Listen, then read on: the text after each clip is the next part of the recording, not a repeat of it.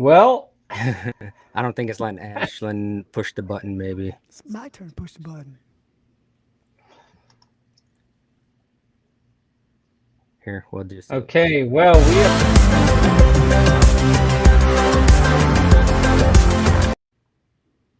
there's the intro I was waiting for.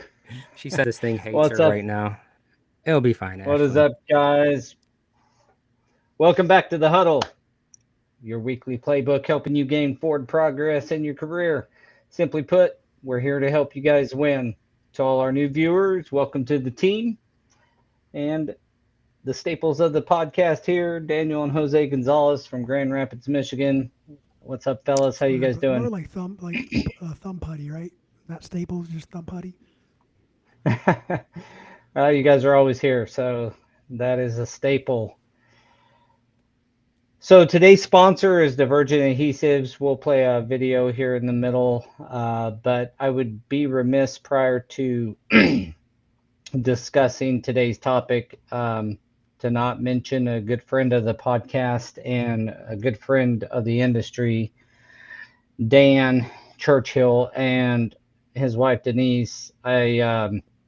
Many of you have probably heard if you know Dan, but Dan passed away, and after a battle in the hospital for a while. I don't have a lot of details, but I know that it's been hard on Denise and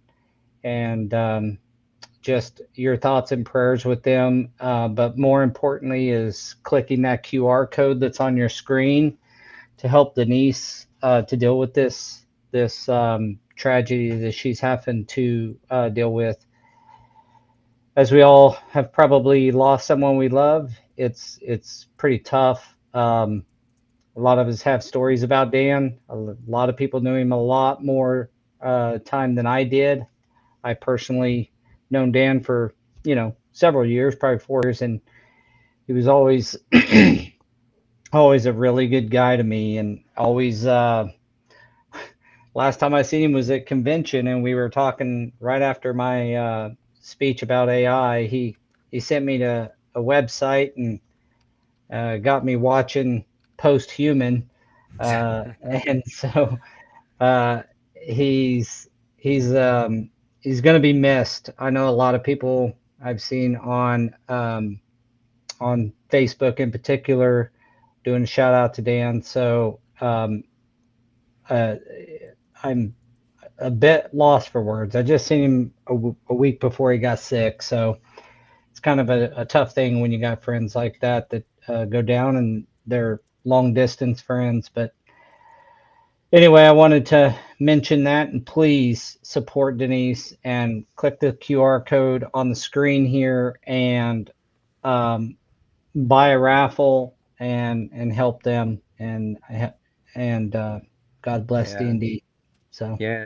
I mean, that's why I got the hat on today, showing the support. Right, Dan was a great guy, and we can only imagine what Denise is going through right now. And I mean, it's not just what just happened, but she's been going through her own issues, and then to have this happen on top of that, it's just horrible timing. And Dan was a great guy. I was just talking to Ashlyn right before we started this, and was like, yeah, that dude would just call me and talk for a couple hours and just complain about industry stuff that, I mean, we all complain about, but it's like you're not in the position to really make those changes, but you got to vent to somebody. Yeah, he never held anything back when it came to the passion and what he wanted to do for the industry. Um, Always said hi, always took a picture, always said bye. You know, come on. yeah, well, and everybody probably has a Dan story, but mine's just super recent. That post-human thing, he was really into AI and what it could do to our society. And so I got there, and then I was leaving the conference center later that day, and I was just going to walk to my hotel. It was, quarter mile or whatever. Picks me up, gives me a ride. Saw me walking down the street, you know, and I think from my experience with Dan, that's what he was. A good guy that really, you know, had his opinions and you would know them, and that's the type of people I like anyway. And then on top of that, um, help out. He's willing to do that thing. So my thoughts and prayers are with you, Denise. I know this is tough on you, and we'll be thinking about you and literally praying for you and your family. And I hope everybody will take advantage of buying the raffles and supporting Dan and his family in his absence. So Yeah. rest in peace, my man.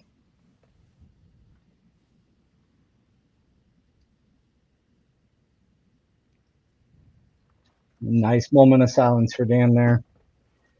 All right. Well, we're going to continue with the podcast here. Today's topic is balancing speed and precision on high volume installations. Um, Sometimes you'll really know who picked these topics, and this is some commercial guys picking these topics on this one. Um, you know,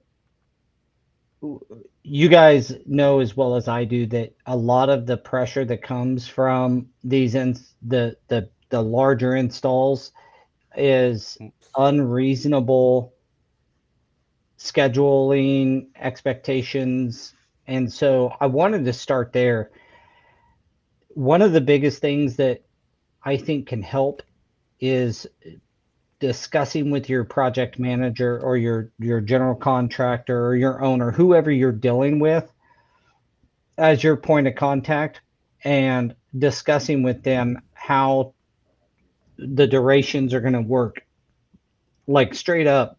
That's the time to have the conversation with them, is when you are starting out. Manage those expectations. If it's going to take you 14 days to do a job, a portion of the job, you got to be very clear about that and get your durations set. So And some of that might be like in the beginning conversations too, just kind of, I don't want to say overstepping, but making sure that you are putting a halt sign up, like, hey, that does sound really good, but listen, we're not factoring some variables. We're going to have to extend this, and if you didn't think about it, let's chat about this a little bit, and maybe they can, hopefully it helps uh, them change the direction and helps them understand what they might have been missing. And I mean, it seems to be lately every commercial job is like that. It's go, go, go, go, go, and everybody wants it done yesterday.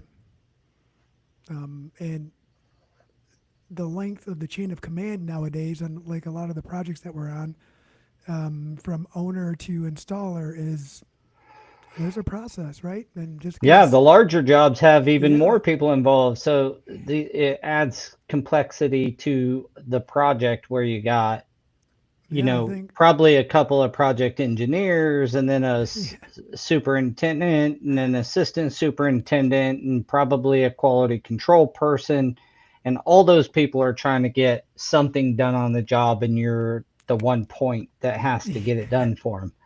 So yeah, there's a lot managing of moving parts. expectations, the like, if you get your schedule, ask for one of the things we try to do here. Um, Really, that's really important, is asking for the project schedule when you get the contract. And that helps us to understand. It also helps us to use it to mark out. I mean, there's times I've literally had two huge bathrooms that they gave me 2 days to do. Like, we were going to install 1,800 foot of tile and grout it and be done in 2 days. We're going to lay 1,800 feet of tile in one day and grout it the next or something. I was like, that's a 10-day process.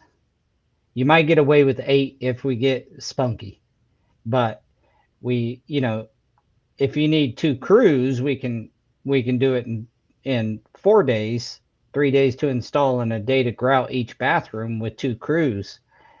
But that's for a 2 to 3 man crew, you're going to get, about 2 to 300 square foot a day, and that's it. Well, So, sometimes, depending on the space, the crew doesn't even matter, right? You can't bring another crew in. It's just, it is what it is. I was on a project and I was looking at, this pharmacy, and they're like, gotta bring more people in here to get it done quicker. And I'm like, you guys, like, you just don't understand. All this is flash code, right? It takes a flat lay. Yeah, we'll be able to get this done in 1-2 days. But once you mix flash code in there, it's a completely different beast. So, and it doesn't matter how many more extra guys you bring in. And this is where we talk about all the time, right? Is the the labor shortage. It's not necessarily a labor shortage, it's the qualified labor. And if you don't have those qualified people, you're just putting bodies there for no reason. Yeah. well, and you can have qualified people, but just when you start to do, there's a few things that we always try to point out. Like if you're doing a big room and they want more people to lay more LVT, I'm not bringing in a separate crew, another crew to work with another crew. There's just the way they put things together, just it matches from a, like, it's just a way you push and tug on something that kind of, you know Yeah. you know what I'm talking Yeah, about. I do. VCT in Man, I say that all the particular, time. how you square up VCT and how you correct your VCT as you're installing. um, Crews do that differently, and you can't just toss a bunch more people on it. But in my scenario, I had two big bathrooms. I can put one crew in one bathroom, one crew in another. That's fine, but to have it half as much as two crews could do in a day, like not even half, like, or twice as much as two crews can get done in a day. So that's just a long-winded way of like setting your durations and expectations to your customer ahead of time when they're building a schedule, or right after they're building a schedule, is the best time. Wait until you're on the job and they gave you 3 days to do it, and then you say that's impossible. They're like, well, why didn't you say something earlier? Right. I So, mean, there's been bids that I've done where they came back and it was like, hey, the only differentiator is this company is saying that they can get it done on the schedule that we have. Can you do that?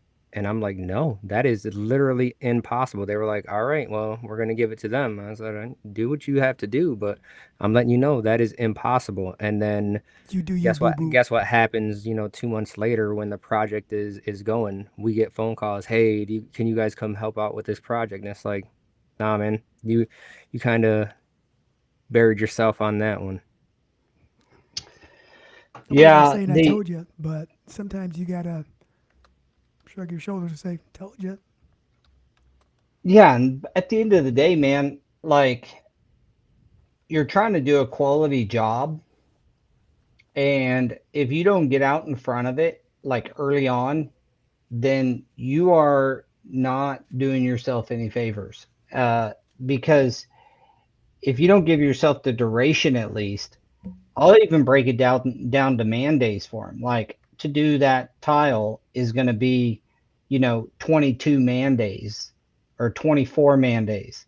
Well, that's a crew of, you can start chopping it up and get close, if you want, but it still equals out to 8 9 days.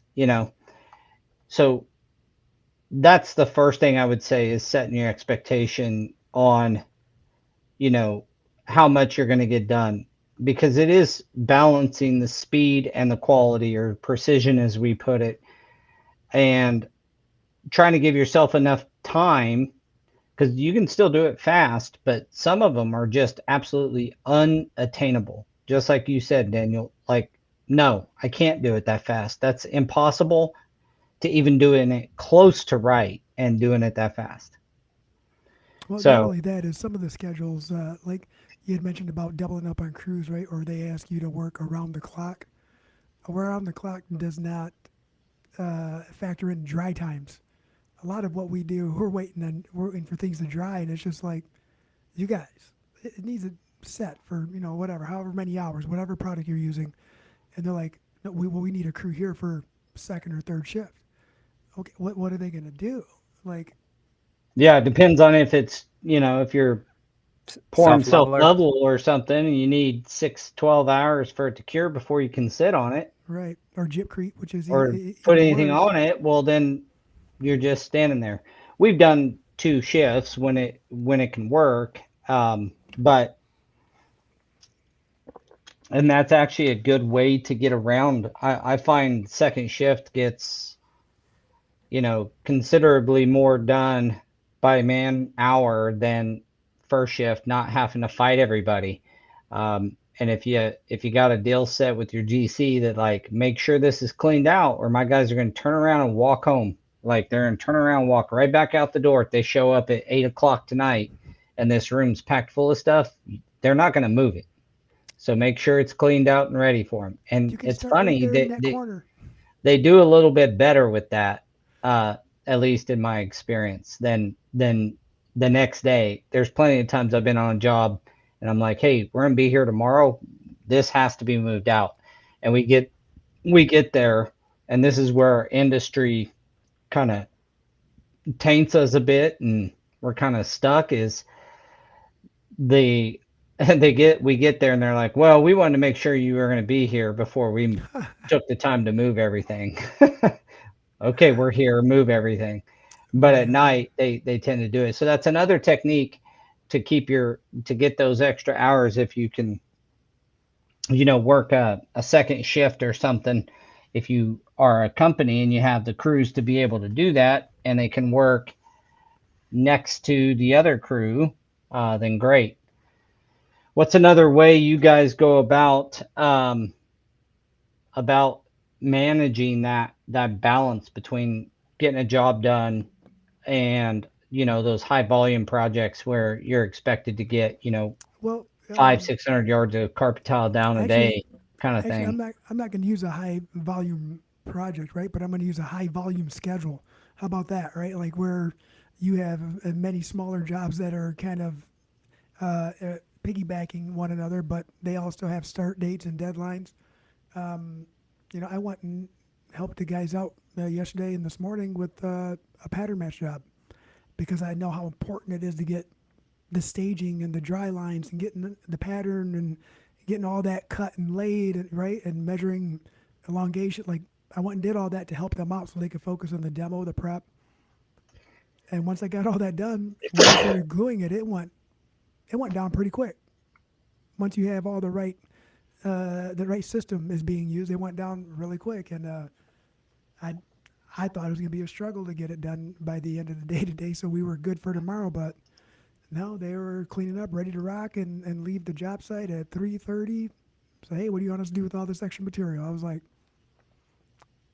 a little Leave it. smile, like, yeah. Hey, why don't you ask them? Leave it for the owner. What do you want? Do they have somewhere to store it? What do they want to do with it? Yeah, I But gotta I gotta tell you, like, we had a job up in our out of our Kent City office. It was kind of just like this. It was a big project, a bunch of broadloom that is pattern matched, and they gave us a ridiculous time frame. Wanted more guys.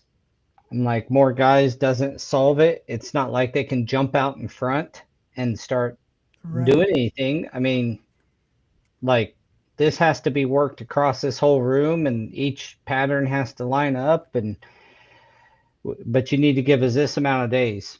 And it was owner supplied carpet.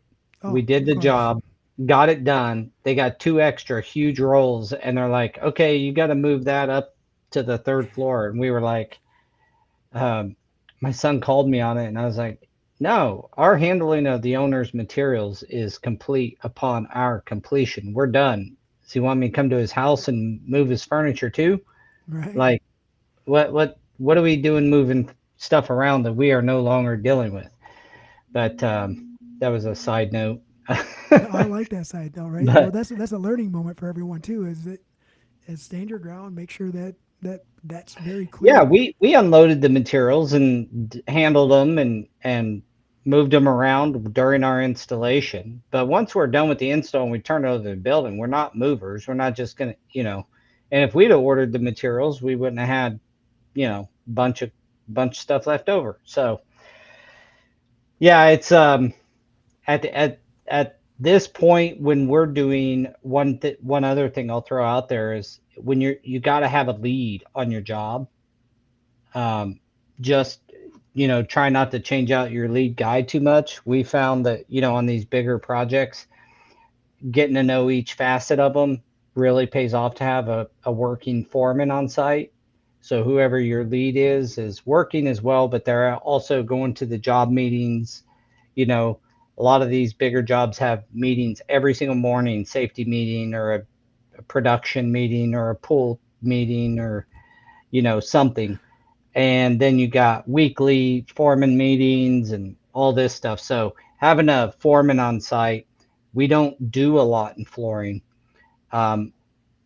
because we use subs so much. And what we do is typically we'll have one of our hourly guys on the job and run as a working foreman. Or for example, one job, all he did was hang base, but it covered his wage, and he was able to have enough time in between each area to be able to go to the job meetings and do the scheduling There and you go. all that stuff. We have a job right now where the guy, he's installing in his capacity and then running the project itself as well.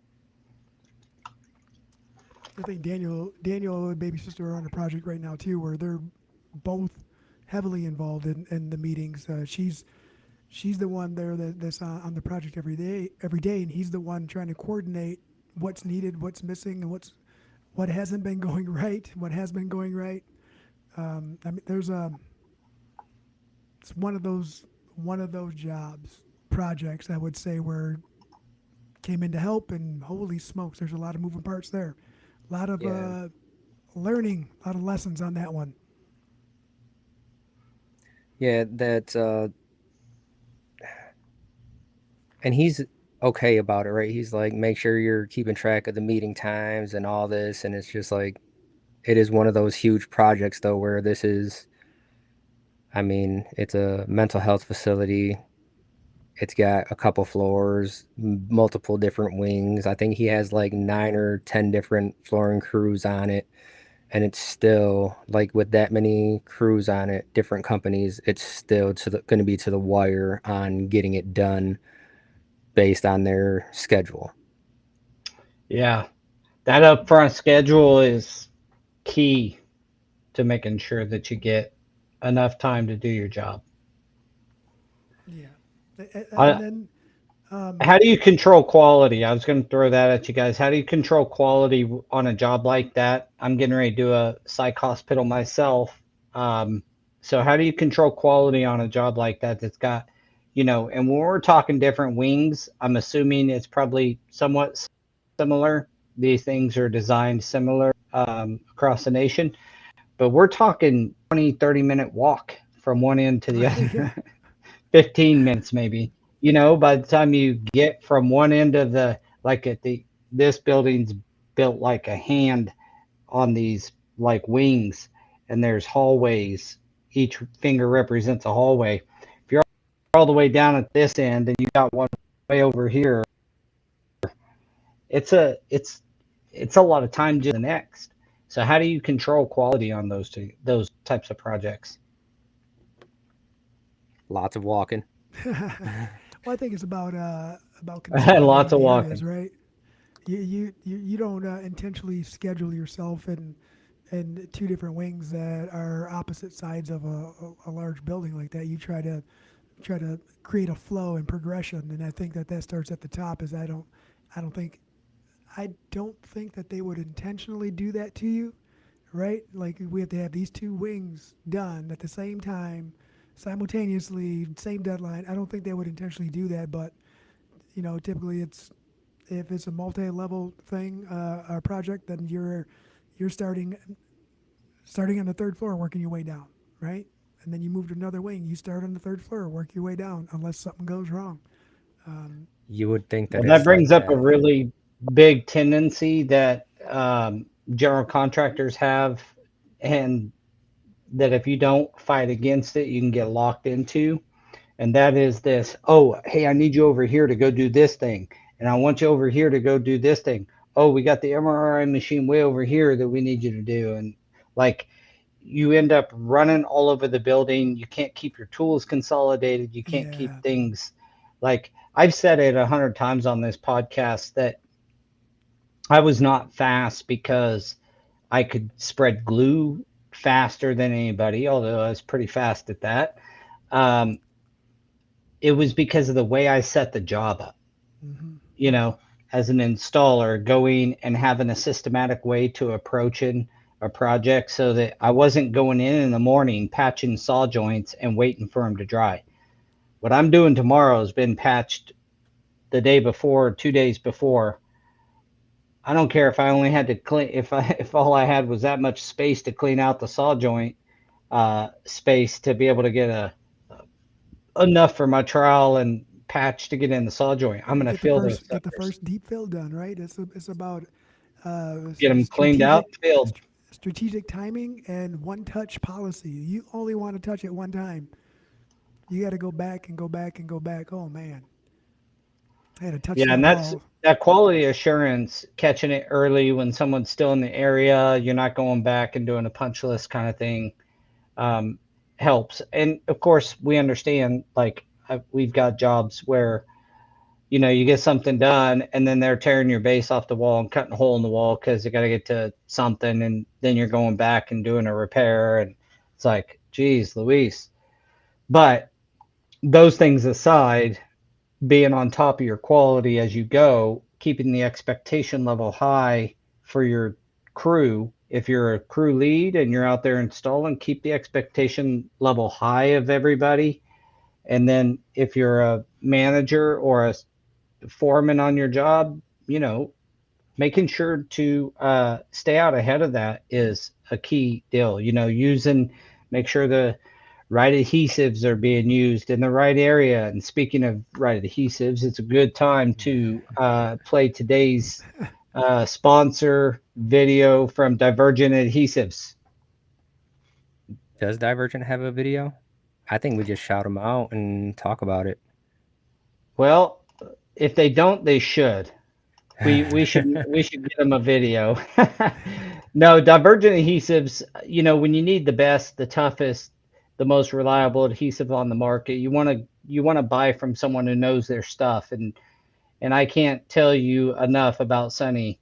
He knows his stuff, and he knows how to how it is from an installer's perspective to deal with these adhesives and the mitigation systems. They've got a one part single application mitigation system that's awesome. So make sure to go check out Divergent Adhesives and show them some love. Buy some of their adhesives because they are awesome. And when you need a tough quality adhesive, Divergent's your adhesive brand to go to. Yes, sir. I just talked to him last week when I was on the phone with the manufacturer, and I'm like looking at a project, and I'm like, hey, is there any way that we can do something else with this adhesive so that way it cures faster? And they were like, hold on, let me get you the information. And they said his name. I said, I'll just give him a call after this. You Yep. know Planning the ahead. guy in the bucket. You know the guy in the bucket. Yeah. Yeah, it's good to have a direct contact, but if you don't, I know that they've got good support as well. So yeah, check out Divergent. Rollins says working on any job, planning ahead is always key for a smooth job. I I think that's what we've said this as we've gotten started here, and I agree 100%. Planning ahead is not just it's about making sure you can accomplish the goal, evaluate the schedule, know what you're expected to do, and then hmm set the right expectations. And then when he's talking about planning, it's like setting up and making sure that you're out ahead of yourself on the things that you're going to have to wait on. um, we've had jobs where the glue takes forever, and we just decide we're going to, like a pressure sensitive to dry, we just decide, we're going to have to work a longer day today because this glue's not drying. Now I'm not going to stand here with my my hands in my pockets. I'm going to go ahead and just keep gluing a couple more rooms and then go when until the first room's dry. And we've done that, and you get a heck of a lot done, uh, when you got to do it that way. But it's just trying to maximize that you're always moving. That's what the mechanics, as they called them back when I first started, helpers and mechanics. But my lead installer, my mentors always taught me something should be happening.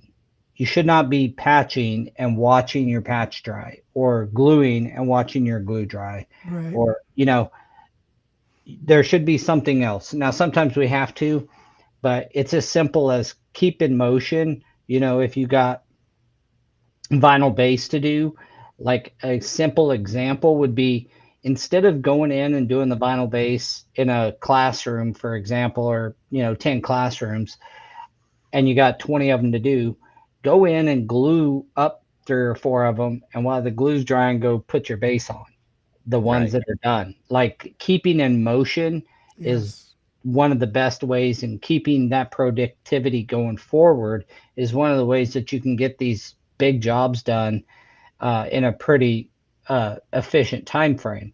You know, And a some of lot. that some of what you're saying too is on leadership too, right? Like if you're the lead on a project, and you know you're going to get to a point where there's 3 people watching you, make sure that in the back of your head you have something for them to do, right? Like if we get to a point, and I know that, and I'm just going to use the project I was just on.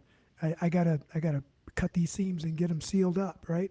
I got to get these seams prepped instead of letting people watch me because they're not down there cutting it. They're not asking the right questions. Hey, do you guys got the tools organized? You guys wipe down the wood base? I know we got it a little bit dusty. There's some things that are, what tools are we not using anymore? Are we done with the prep tools? Go ahead and put those away. Start getting stuff off the project that we no longer need. And it was just as simple as, look up and you see someone watching. You're like, you're not doing anything right now? Nope, waiting on you. Oh, no, you're not waiting on me. You have this to go do. Never waiting on anyone. Yeah. There's always something to Um, do. I mean, so and that's why we're so relatable to sports, right? Because all of our daughters are finally in travel softball. And so we're back at square one. And that's what I find myself, telling them is like, you're moving every single play. There's never a time where the ball gets hit or there's a pitch where you're not looking for something to do, right? Everyone has a job, whether it's to back someone up or you're the one going to get the ball. yep. Everyone has a job. And when you're looking at large scale projects like that, it's really easy for just your workstation to be super messy. Go clean that up, organize the tools, redo this, clean up this area. And people don't really think about that until you're there pointing it out to them. But I've been on, some jobs where I go and help them out, and everyone's all doing something. So guess what I'm doing? All right, I'm going to reorganize this room right here, get everything in order so that way they don't have to worry about it. Hmm. Yeah, and the analogy that comes to mind, I don't even know where I got this, but it was brewing coffee. And the concept is, you don't put your coffee on to brew and stand there and watch it drip until it's done. You put the coffee on to brew and you go do something else. You're actually doing 2 things at once that way. You may go jump in and take your shower, and then, but something's happening while that coffee's brewing. So that's like getting patch on the floor where it has to be put in a day or so, not the moment you need to get in that room, because the coffee's brewing. It's going. That thing is doing its cure time and doing everything it needs to do to be properly sanded and prepped for LVT or carpet tile or whatever you're doing. So, getting that coffee brewing, thinking like that, what can I get out and get going? I can spread that LVT for that little break room over there. While that's drying, I'll go over here and do layout for the carpet tile, make sure that these guys can get going, spreading their adhesive for that. And then Yep. I'll go back over there and lay.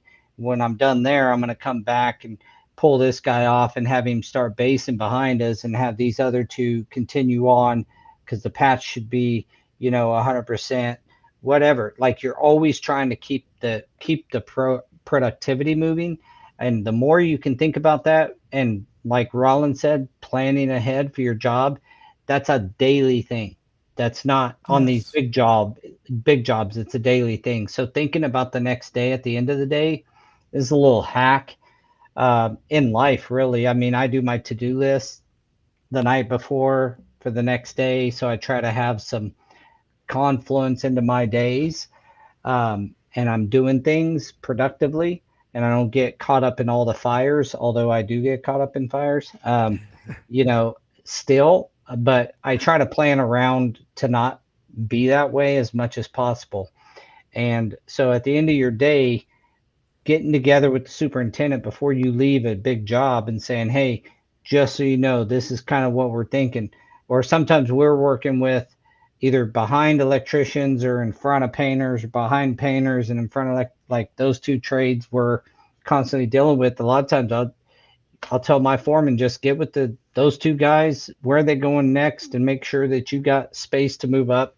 Be nice to the electrician. He might even pick up his wire shavings and his wire nuts at the end of the thing, and not leave you a mess to clean up. But it's true, right? Like trying to keep the job moving is about trying to keep tomorrow Yep. ready today. And being So transparent is huge. And sometimes sitting in those progress meetings and being absolutely transparent on and setting a level of expectations with the other trades. Like, hey, you guys, listen, this what you guys are doing here, you can't be spray painting and marking the floor anymore. I got to grind all that off. You're costing me time. Electricians, I love the power and I love that you guys got the lights on, man. But can you guys carry another extra bucket with you for all your clippings and your knockouts? Like you just said, um, plumbers, you guys are cutting all this pipe right now, and your oil is like getting into the that's a concrete. fire sprinkler guys always Yeah, getting oh their yeah, there you oil go. on our Yeah, the floor. sprinkler guys. There's just some of it is because they don't know rather than they don't care. All right, but if you part of the solution and not the problem and help educate and just bring it up, it's just a quick little change on their behalf to help you become a little bit more efficient as well, because now you don't have to spend extra time uh, correcting items that other trades might not know of. But once they do know, they make it part of their routine as well, and then Yeah, you that create that brings up a synergy working with the same companies, and over, you create a great team atmosphere. The synergy is great. You understand each other. You know what to expect. If they say they're going to have something ready for you, they're I not just know saying it anymore. that's what I miss is going to the jobs and then the guys that you've been working for years. As soon as you get there, they look at you and they're like, "Hey, we got to get all this stuff away from here right now because Yes, they don't guys play are about to around. come in. They don't play around. Yeah, like it even brings in the up two. meetings on that job, right? They're because we've known each other for so long, and I'm like, can you guys can just go do this?" And he was like, "Daniel, I'm not even worried about you guys, man. Like I already know I can communicate with you. It's just certain people, and it happens as long as we're not those people."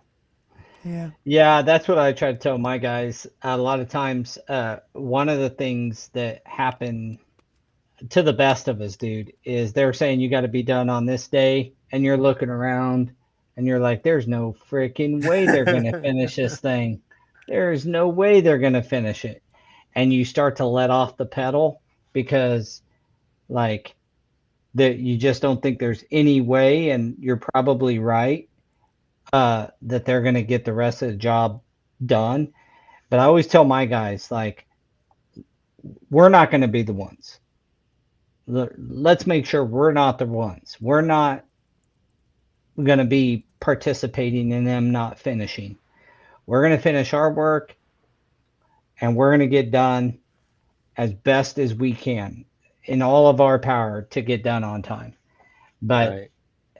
because it's easy to look around and then kind of let off the gas. But it's amazing what'll happen when other companies start getting letters, and delay letters or something, and they all of a sudden Ooh, have some extra guys to put the ceiling tile in or whatever the problem is. So And I always tell, I just don't want my guys getting sidetracked with it. Can we finish? Yeah. Okay, then we're going to.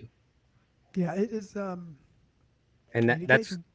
that's what happened because you were talking earlier about projects, and it's just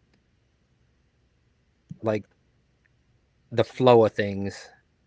And one of the projects we're on, it's like things keep on happening where it's like, all right, well, and it wasn't anything that we did, but it's like this has to get redone.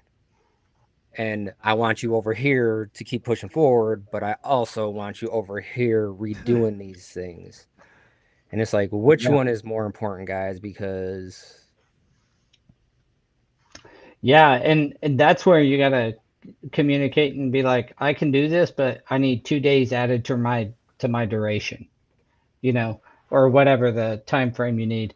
That's happening on a current project we're doing right now where it's just like the hole in the wall was a real thing, and it was a pocket door or something had to be redone. They had to cut a hole in the wall and take off our base and do all this stuff. Um, and it was flash cove, so it's not like just taking vinyl base off the wall and putting new yeah, vinyl base on. And so, but they want, as soon as they got their door fixed, they wanted it buttoned back up and cleaned back up and finished. Well, okay, but that's rework, and this is the problem we all get into. That's rework, and I'm at capacity to get done in time with who I have. How am I supposed to do that? You know, right. and a lot of times, if you have a good GC, they'll work with you and be like, "Hey, can you do it on the weekend?" And I pay all overtime and all this and all that, and we've worked deals out like that. But just communication from a first principles perspective. I'd say communication about what you can get done and your durations. That communication and the communication to your team about your expectations and quality expectations, and then stay in motion, baby. Get the coffee brewing somewhere and get going on something else while that coffee's brewing. You Get the know, and coffee brewing somewhere. or you could be like me, ADHD, and you start that coffee, you started brewing it, and you put too many things in while on your list. Like, while that's brewing, let me just do 4 hours of work real quick and forget about my coffee. Yeah, And then he puts it in the microwave and then forgets it in the microwave. yeah. I Maybe that's wanted not the best analogy. Well, it's different, right? Because we have a Keurig, so you to, can yeah, do that. But when you're Yeah, brewing a big pot, it's different, right? It's yeah, always ready, basically. yeah. yeah. Well, the the other thing, what's another deal? So like setting the job up expectation wise, setting it up flow wise. Hmm. What's another big thing that needs to be on everyone's mind when they're doing a larger, you know again, the topic is balance and speed and precision.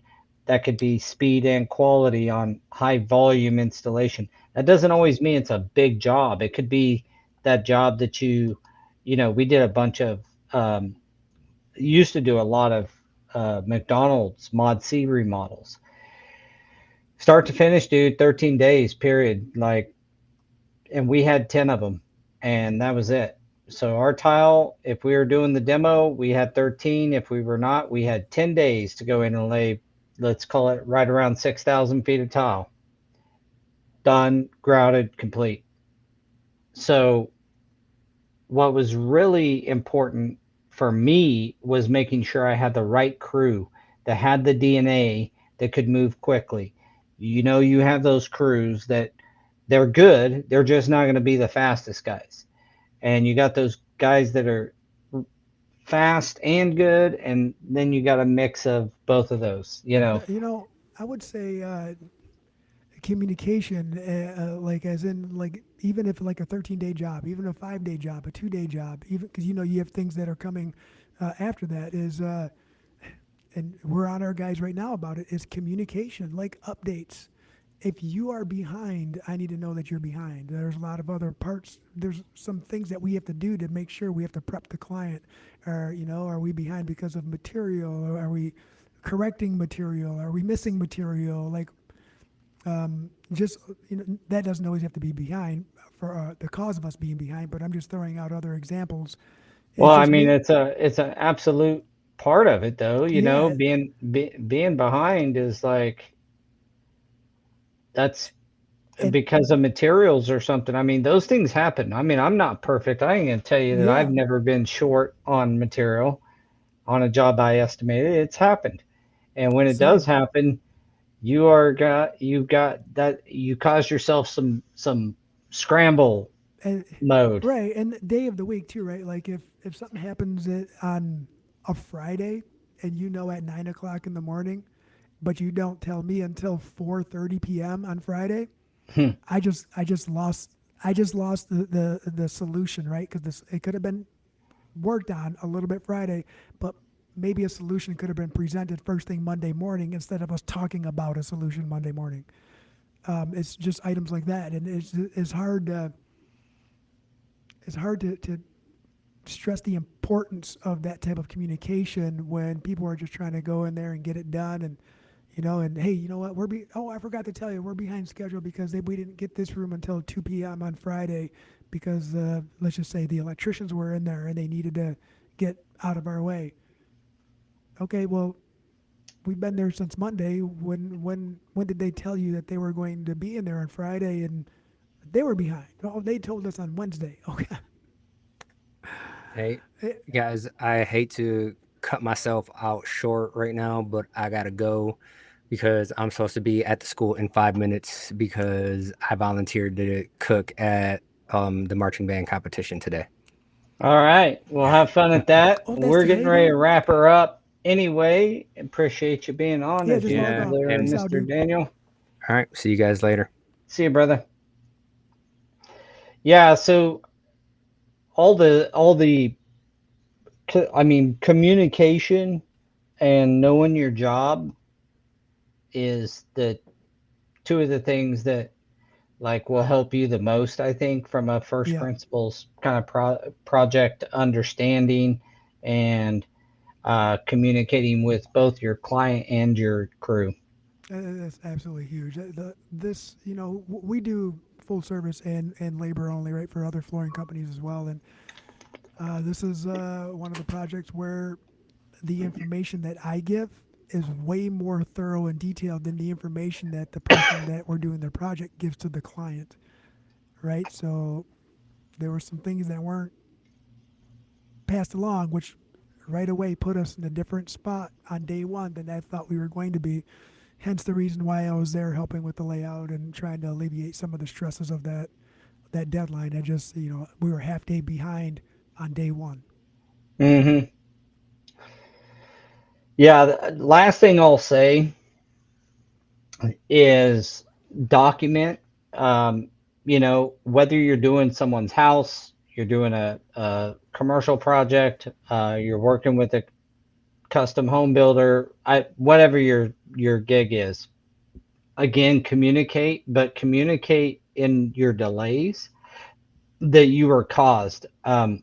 This is a work in progress. Even with my team, we've been in business for 25 plus years, um, and we I still we still struggle to get this perfect or get it right even. But when you are delayed for 2 or 3 days because of the XYZ, whoever that is, Mm-hmm.